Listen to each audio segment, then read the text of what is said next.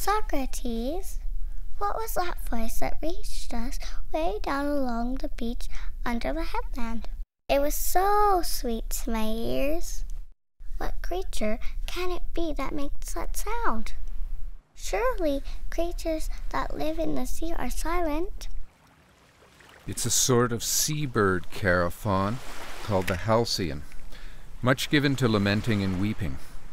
There's an ancient account about this bird, which was handed down as a myth by men of old. They say that it was once a woman, the daughter of Aeolus, the son of Hellen, who ached with love and lamented the death of her wedded husband, Ceyx of Trachis, the son of Eosphorus the Dawn Star, a handsome son of a handsome father. And there, through some act of divine will, she grew wings like a bird, and now flies about the sea, searching for him, since she could not find him when she wandered all over the face of the earth. Is it Halcyon that you're referring to? I had never heard a voice before. It really strikes me as something exotic. Anyway, the creature certainly does produce a mindful sound. About how big is it, Socrates? Not very large, yet great is the honor she has been given by the gods because of her love for her husband. For it's when the Halcyons are nesting that the cosmos brings us what are called the Halcyon days in midwinter, days distinguished for their fair weather. Today is an especially good example. Don't you see how bright the sky above is, and how the whole sea is calm and tranquil, like a mirror, so to speak? You're right. Today does seem to be a Halcyon day, and yesterday was much like it. But by the gods, Socrates, how can we actually believe these ancient tales? That once upon a time birds turned into women, or women into birds? All that sort of thing seems utterly impossible. Ah, my dear Chaerephon, we seem to be utterly short-sighted judges of what is possible or impossible. We make our assessment according to the best of our human ability, which is unknowing, unreliable, and blind.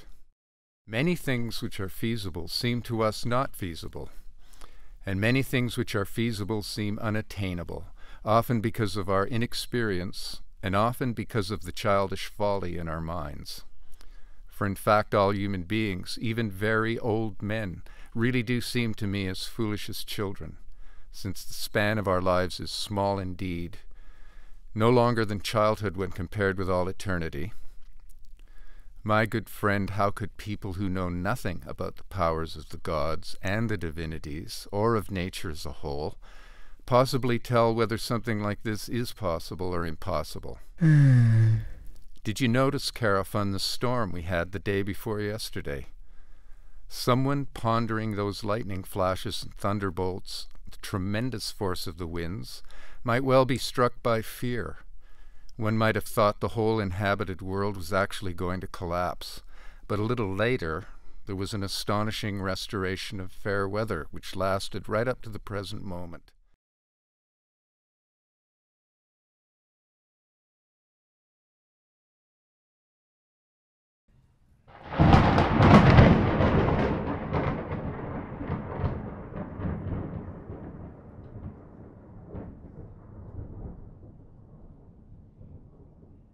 Do you think, then, that it is a greater and more laborious task to conjure up the kind of fair weather out of such an overwhelming storm and disturbance, and to bring the entire cosmos into a state of calm, than it is to reshape a woman's form, and turn it into a bird's?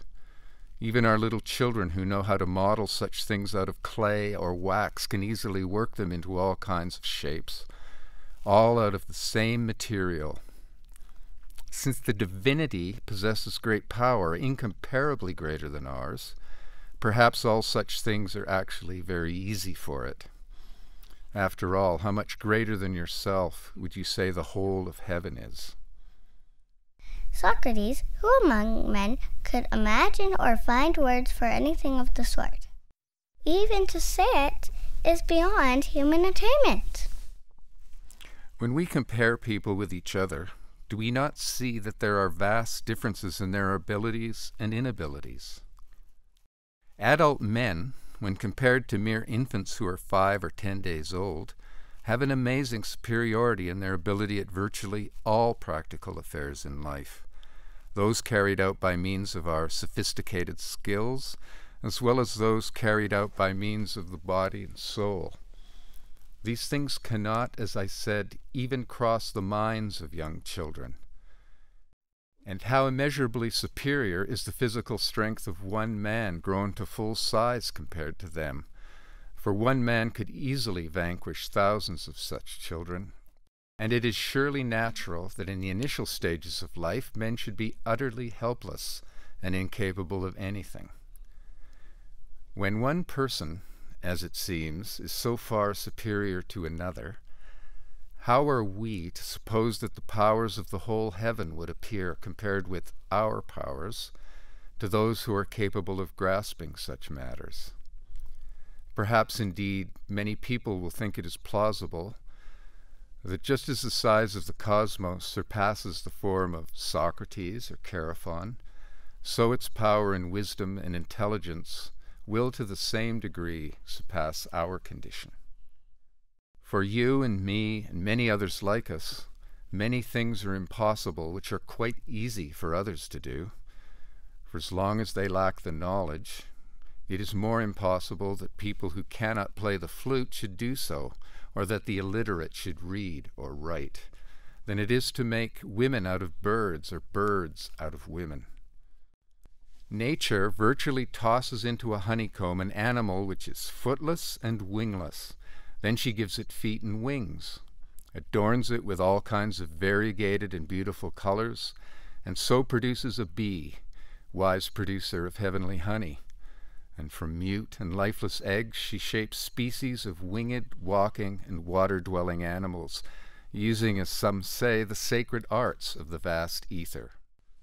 We are mortal and utterly trivial, unable to see clearly either great or small matters, and in the dark about most of the things which happen to us, so we could not possibly make any reliable claim about the mighty powers of the immortals, whether as regards Halcyons or as regards nightingales.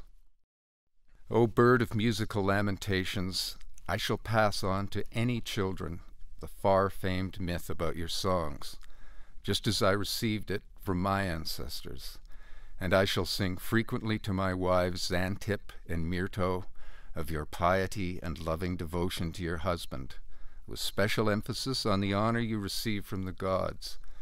Will you too do something like this, Chaerephon? That would certainly be appropriate, Socrates.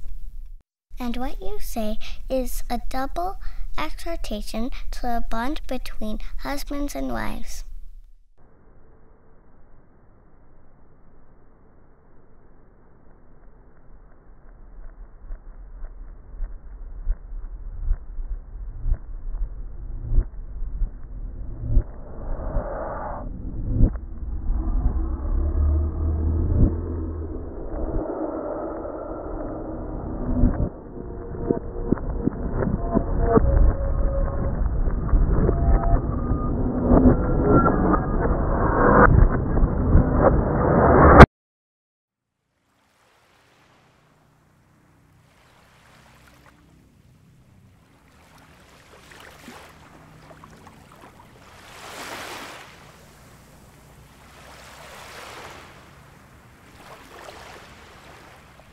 Well, now it's time to bid farewell to Halcyon and go on to the city from Cape Faleron.